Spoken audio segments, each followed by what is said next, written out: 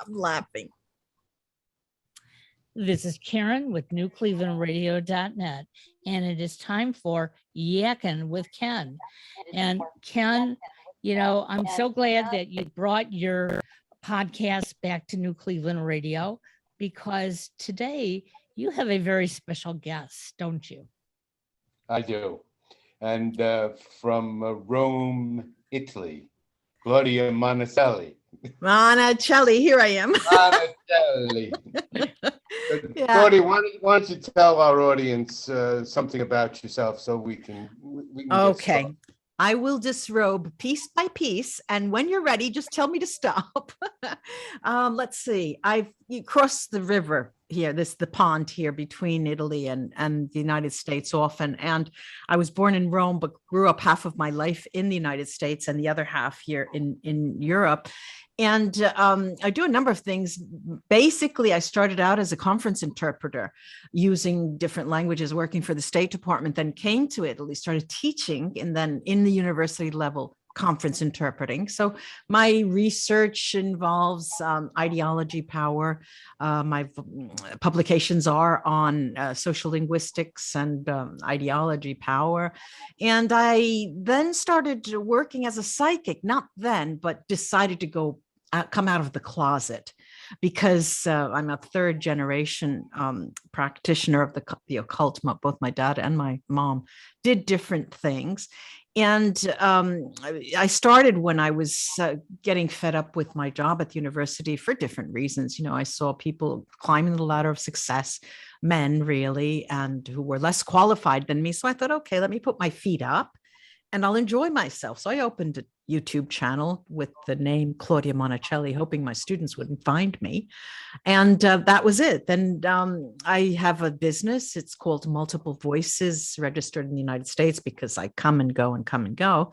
And there was a time, actually, Ken, that I read face to face with people. There was a time I did go to New York often in cafes and restaurants and read for clients there. It was so much fun, so wonderful.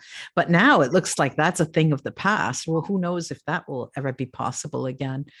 But I also have another little hat that I wear, which is a Feldenkrais practitioner. It's a movement. It's teaching people how to move and to avoid pain, or to work around their pain. And it's something I picked up when I had pain, because I danced and I loved the way it worked. And so I use that, and I use that method, and I coach people. I'm a voice coach. And I think that's it. But if you keep me talking, I'll find something else to say. All right, so let me give you 5 words about what you just said. Okay. You said you worked with words. Yeah, social linguist, yeah. You work with body. Mm-hmm. And then work with outer worldly things. Yeah. You move from different spheres. You're very grounded and scientific in your background and education. And then it starts to get a little bit into, I guess, what other people would call paranormal, or people who, I don't know how well it would play in Missouri. Why do you say that? Why? Well, because I'm going to the other side so that we can make a point, is that there are doubters about people that say they're psychic. That people in Missouri. They see things that others don't see. Some of those people wind up in hospitals. What is it about Missouri? In the emergency rooms. People came in, that's right. Okay, I remember now. They saw the UFO and they were talking to the aliens, and we in the hospital and gave them medicine, and a week later the aliens went away. So there are people that would say, well, this stuff is nuts. If you're seeing things that other people don't see, there's something wrong with you.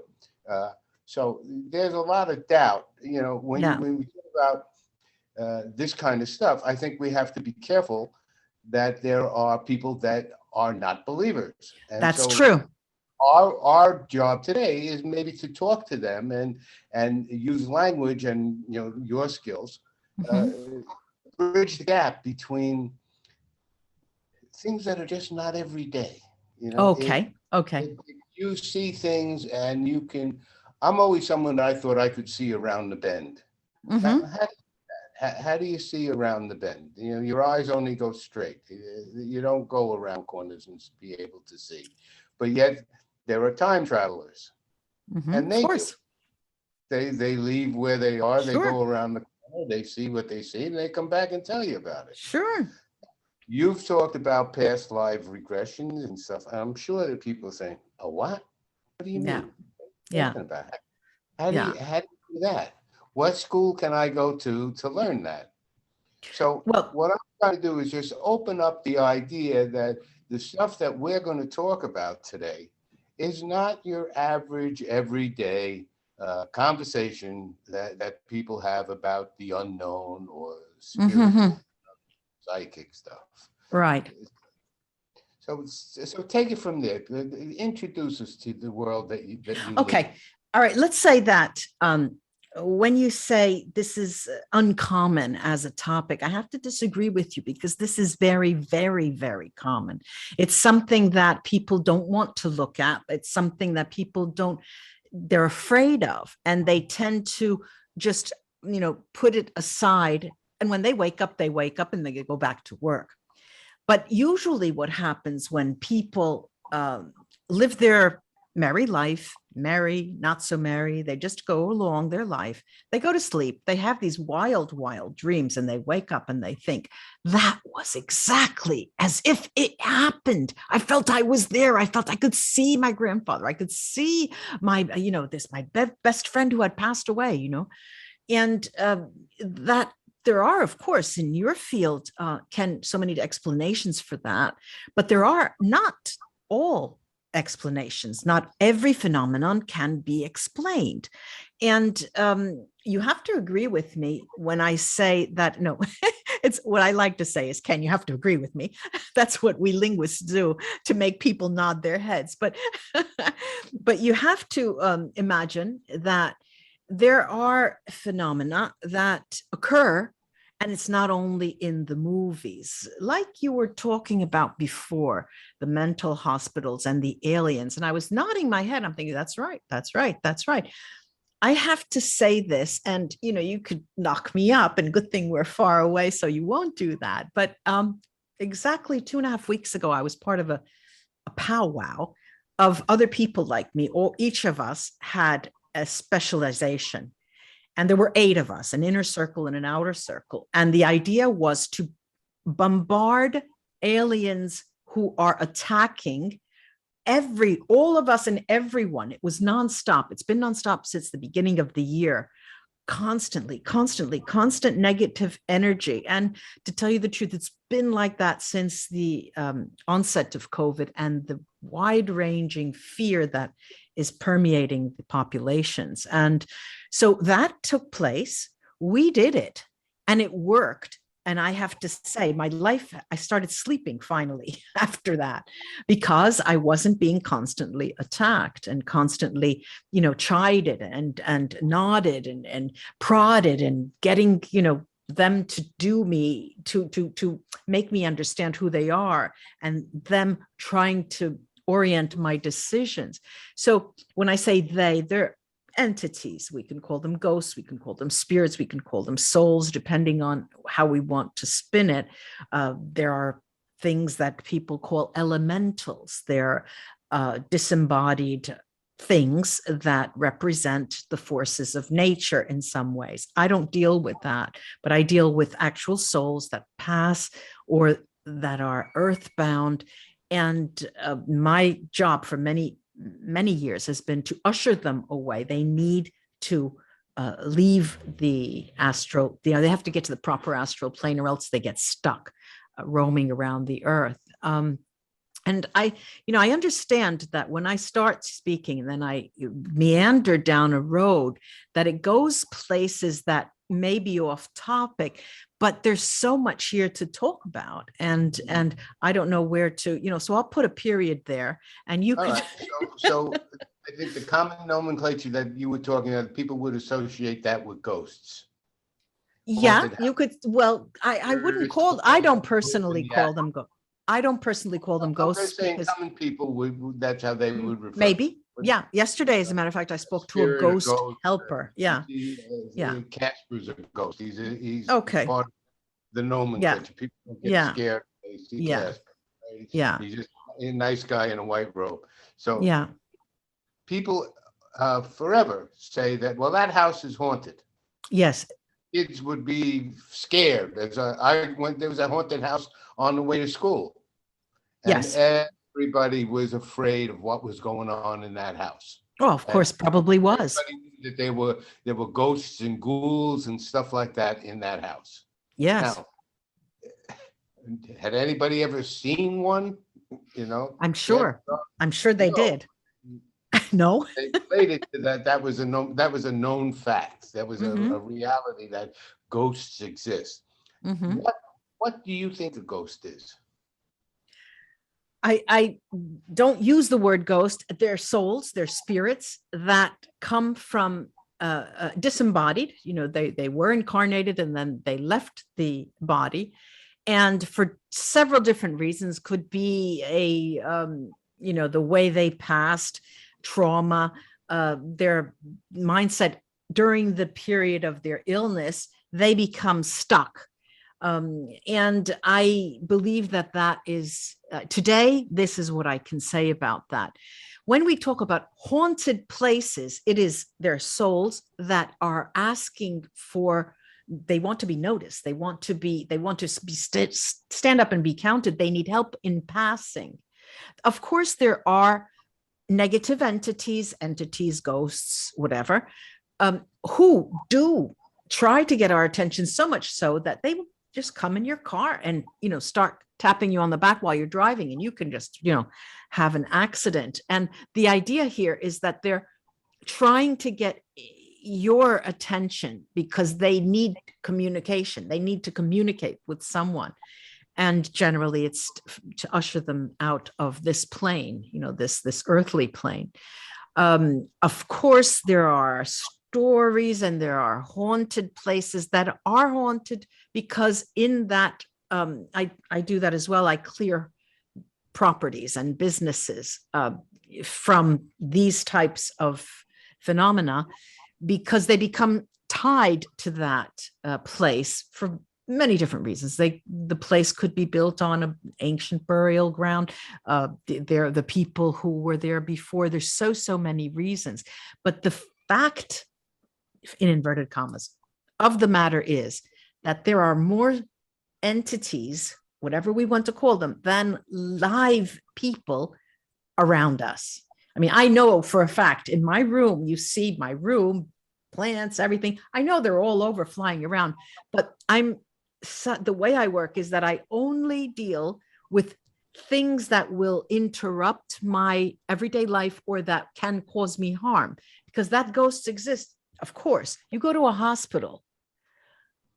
If you have to go to the hospital, you have to go have yourself blessed before you go there, because when you come out, you're not going to be the same person. That's where they thrive. They jump from body to body. When people die, it is a mess in hospitals.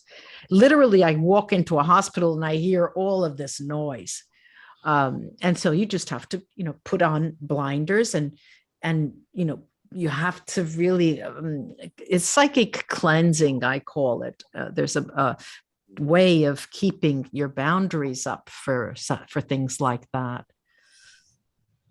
And do you think there was anything that attracted all these emanations, spirits, energy forms to you? Well, yes. Well, I'm exposed because I do this type of work, right? And the more you do this kind of work, you come into contact with people who need your work. People come to me for certain types of services. Like I said, clearing homes, clearing businesses themselves, because they experience a pattern, say in a week, they've had a car accident, they lost money, they, fall from the stairs, a series of negative occurrences that they know something's going on here, and it is. And the way they attracted it is in a similar way. It could be from another person, but like I said, since COVID has come upon us, it is bouncing the energy And energy, again, that's another synonym for entities or spirits or what you call ghosts. And it bounces off of people and people become carriers unbeknownst to them. So it's hard for me as a practitioner to pinpoint. I can't tell a person, look, this is a negative, you can call them curse, vows, whatever, a negative implant that you have because Mr. X sent it to you, his wife sent it to you, or that institution. That's not possible today. But I can get to the root of the energetic root of that energy that's coming to you, why it is. Came to you and said, I have this thing that's around me. It's bothering me all the time. I don't know what it is, but it talks to me. It upsets me. I want you to help me with it. Yeah. Well, I tell them, first of all, I get their history and I get their medical history and I get their habits. You know, of course, I have some way of working with them. I have some form of intake. And I ask them what they've tried so far, because I am not a physician. And I tell them I can only do what I do with my clients. And this may not work if the causes are different. Okay, so this is how I move. Okay. But when, see, I'm a medical intuitive. So when someone comes to me, even by looking at them, like I'm looking at you, Ken, I can see where there is negative energy accumulated in certain systems and certain organs. I can see that, and I work that way. But I can only work, I, as you know, let's say ethically, I only work with people who come to me for help. I don't go on the street and say, look, you know, you've got here on your head or whatever. That's just not my way of working. What you're just talking about reminded me of, and we talked about this the one time when we spoke, that when I was at Columbia, I went to St. John the Divine, which is the huge Gothic chapel up on campus. Yes. And yeah. It's a pristine building that rises up, 12 floors, all marble, and then inside it's the glass, etc. It's a kind of a cold structure inside because of the size of it. Yeah.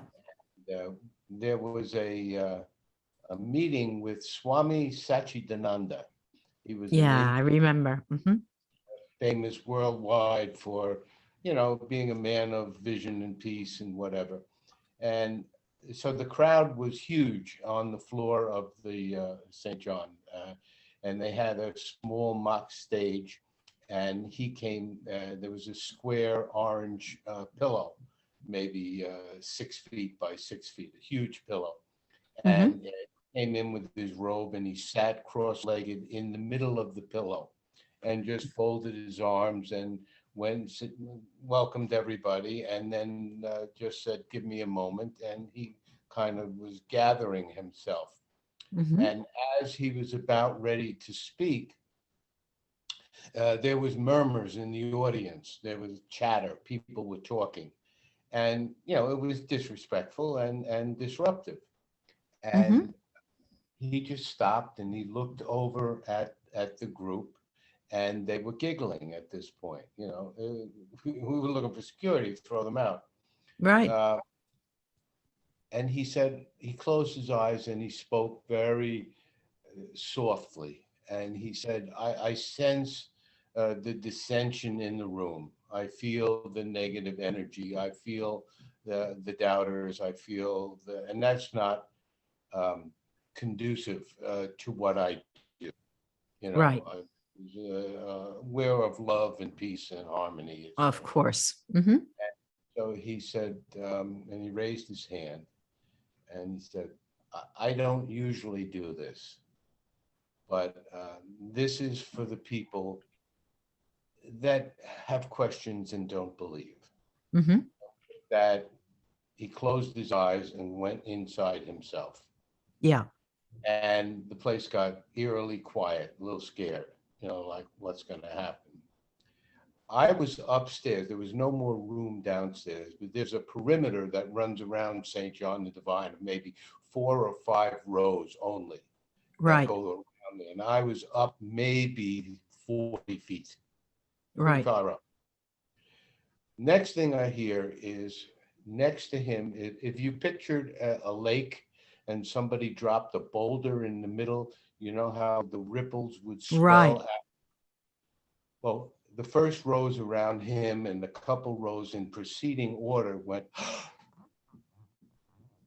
The next thing, it continued all the way downstairs until it rose upstairs, and I felt the heat, and I went, like all of a sudden there was this 15 or 20 degree raise of temperature in a warm way. And it was like, oh my heavens, you know, what just happened? And in 2 seconds, he went like this, and it stopped. And the response in the audience was just absolute aghast quiet. Like, just witnessed and felt something. How did he do that? Yeah, it's energy. It's energy. The power to do that. The power of energy. I was never more impressed than anything in my life. And after his meeting was over, there was a smaller reception in the building next to St. John, where he was there. And if you got online early, you could informally ask him a question. You could ask him one question. And did you ask a question? I told him, how did you do that? Did he tell you? Did he didn't tell you? I'm not going to reveal my secrets. He said, well, it's if you're in Nepal and you're up in the mountains and you're in the final stages of becoming a lama, you're naked in a cave. They put a series of 7 wet blankets on you, and your task is to dry them. And if you can do that, then you have reached where I am. Now, how do you do that? Well, he saves on towels. Where's the switch inside? You know, at the time I was trying to raise my body temperature 1 degree. You know, I was doing this mind body thing, and you know, you could raise your blood pressure or raise it 1 degree. This guy raised the temperature 20 degrees in St. John the Divine. You know. Yeah. And I became a believer in one day. I said, there are people that know things, of course, can do things that are beyond our ability. Yeah. To be rational about it. Like, you know, he had to have an electric thing somewhere. There had to be some, you know, it's like the old tricksters that had the crystal ball, you know, and you didn't see that they had the earpiece to the guy in the back who had Google and was, you know, putting in the words to whatever the person said, you know. What do they call them? Snake oilers or no oilers? You know, there's got to be some, you know, fake thing to it. It can't really be real. But I came out of that believing a phenomenon like that is indisputable. I experienced it, felt it. I knew it was valid.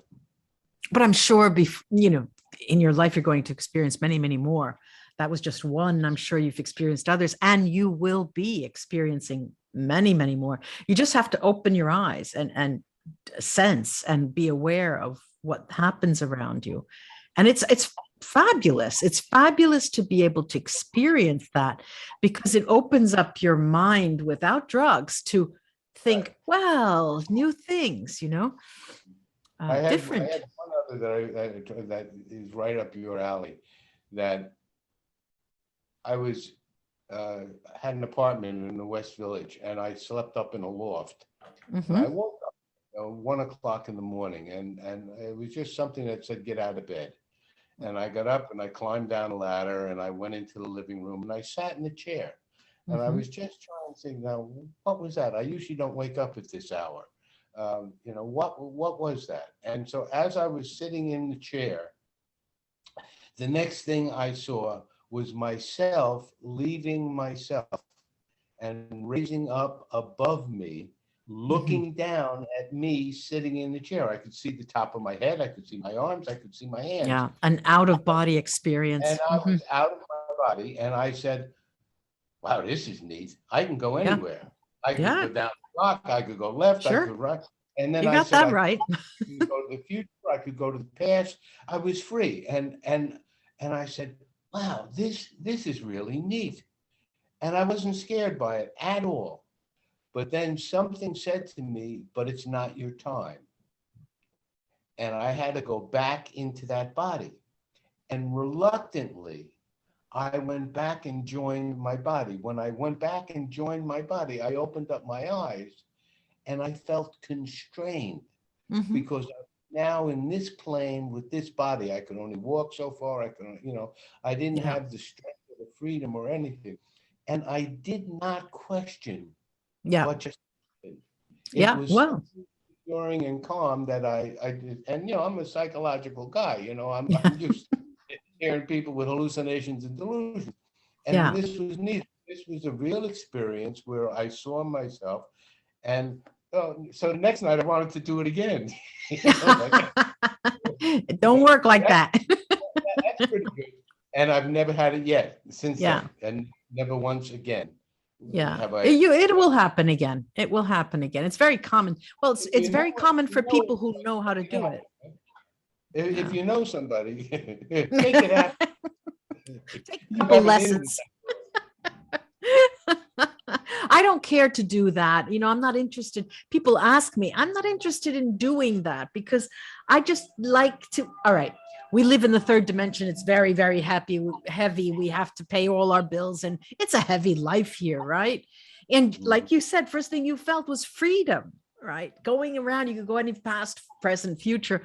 But I'm not interested in doing that and traveling out.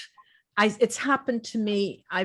Without my willingness, and I just couldn't handle it. I didn't want to do that. I was more interested in my boyfriend and my sports at the time, when it happened, because it happened to me when I was young.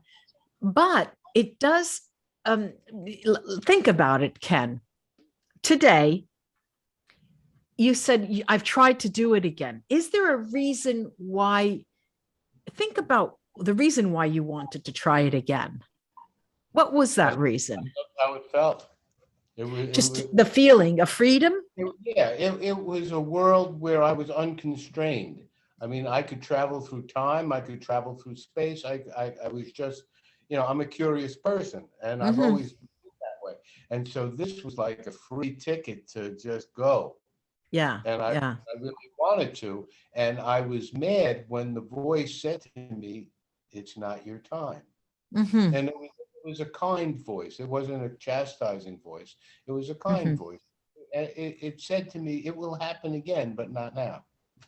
What happened in your life during that time? Do you remember? Can you anchor it on to anything? Because that should give you some answers, usually. You mean about the when? Yeah, the when it happened, what was occurring in your life, emotionally, Well, it was part of some of the fun, best times of my life. I was a single man living in Greenwich Village and was going to Columbia, and I was working as a bartender and waiter, and was taking acting lessons, and I had a Thursday night cable TV show. It was a very busy, artsy, very active social life. I was running around with leather pants and long hair. So, there was nothing tied to, say, someone passing or say friends of yours who had passed or friends of yours who got locked away or something. That none of that happened. No, not really. It was some of the my friends hadn't started dying yet. We were in, probably in my late 20s. Yeah. Who knows why it happened? Interesting. One experience that I had that I think I told you about it, when I was 16 and I was living up in the attic in my mother's house, and my father had died a couple months before, and middle of the night, an orange amber kind of brownish dust appeared in the room, and it gave off great light, and it woke me up. And I woke up to this warm glow. It was like a misty cloud in front of me, and it scared me. I mean, you wake up and you see something like that, you think of a fire, Yeah. And there wasn't a temperature change or anything. It was just this cloud. And the next thing, this cloud formed into my father. Here's my father standing at my bed. And he says to me, "Kenny, I came back to tell you, don't worry about me. Good. I'm fine." And Perfect. and that's all. He never even waited for an answer. The next thing was gone. Yeah, that's great. The terrible fear, anxiety, panic attack warning that I was going through during that time, being 16 and alone, was so calming, dissipated. and all of a sudden took away a huge amount of pain. You're lucky that happened. You're very lucky. Oh my God. Yeah. And again, I just said, "The hell was that?" Yeah. And then I started talking to him. I tried to make him come back, and I could not conjure him up again. I had no control over it, because I came to realize it wasn't under my control. It was his. Yeah. Yeah. That's the difference. That's another difference between people like me and other people, because I control when and what happens, and others just have these experiences like you have, that they come and they go, and they're just this. For me, they're disruptive in many. You're very lucky your dad came back and told you he was okay, because that tells you he wasn't earthbound, he was in the light, and he left, and he's, in bliss, really. And that's really, really important. But otherwise, you can get overburdened with this bombardment of negative energy, and just causing you to lose all your keys, all sorts of things in the house. Yeah. Interesting. You have any of those kind of experiences that, you first were experiencing and say, "What the hell is that?" Well, yeah. That, like I said, 2.5 weeks ago, we were battling this pile of aliens. And this was, I mean, literally, and I don't want to scare you, but it was a mass, a huge mass. Do you remember, I could remember as if it were yesterday, the New Jersey Turnpike, and there's these dumps where they're massive piles of, I don't know what they call them. They're where garbage is dumped. Well, massive of aliens that we bombarded. Yeah, that was pretty insane. Yeah, that was very, very powerful. Sorry? We call them Republicans. On that note, might be a good time to end. Sorry. We try not to get political on these shows. Yeah, but that's But that's true.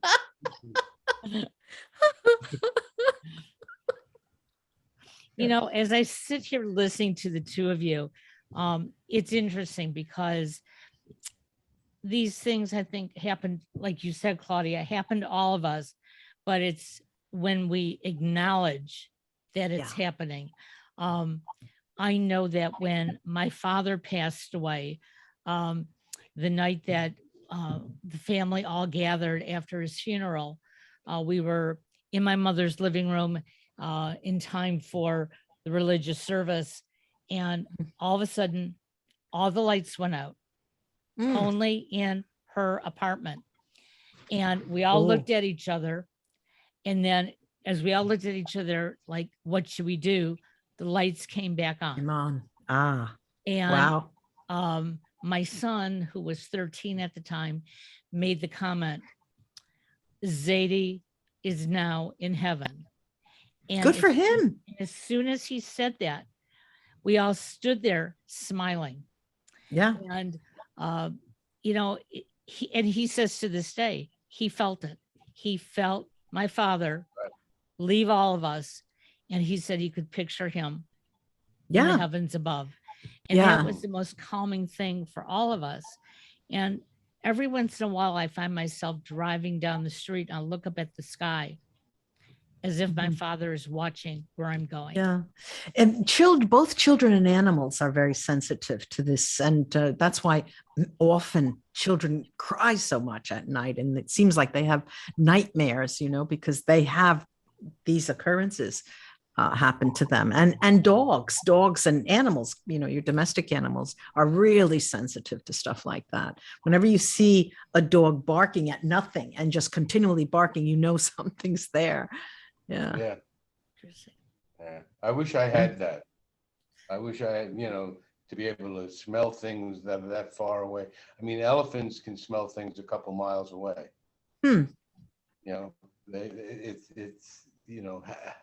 There's a finely tuned sense, Yes.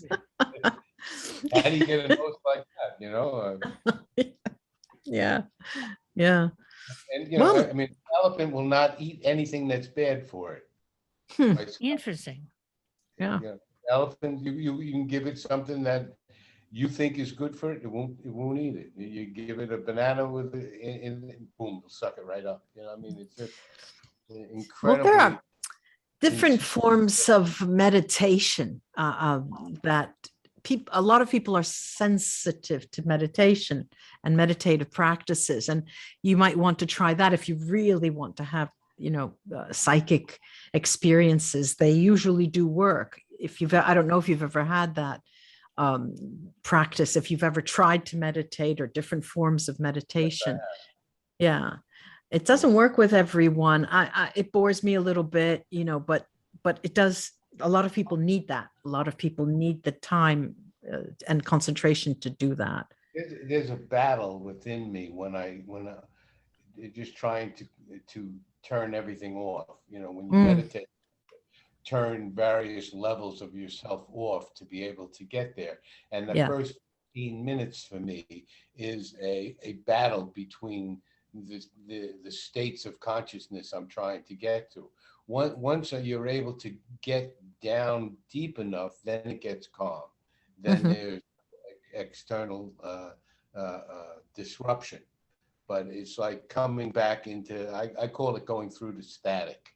The noise, go through the static noise level to be able to get calm. But once you're calm, I found that after a day where I've been able to meditate like that, I sleep like a rock that night. Yeah, that's another reason why.